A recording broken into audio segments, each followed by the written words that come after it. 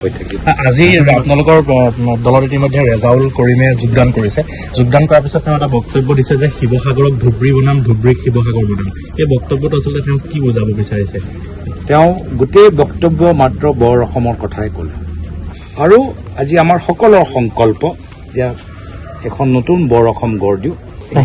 Basically শিৱসাগৰক Dhubri কৰিম বুলি কোৱা কথাটো মানি ল'ব পৰা নাই। মই যি ক'ব লাগে, মই বৰ অসমৰ কথা তেওঁ যে উল্লেখ কৰিলে, মিলা প্ৰীতিৰ কথা যে উল্লেখ কৰিলে, সেই আছিলে তেওঁৰ বক্তৃতাৰ মূল বাৰ্তা, যিহেতু মই তাতে উপস্থিত আছো। আজি আপোনালোকৰ দলত ইতিমধ্যে ৰেজাউল কৰিমে যোগদান কৰিছে। যোগদান কৰাৰ পিছত তেওঁ এটা বক্তব্য দিছে যে শিৱসাগৰক ধুবুৰী বনাম, ধুবুৰীক শিৱসাগৰ বনাম। এই বক্তব্যটো আচলতে তেওঁ কি বুজাব বিচাৰিছে? তেওঁ গোটেই বক্তব্য মাত্ৰ বৰ অসমৰ কথাই ক'লে।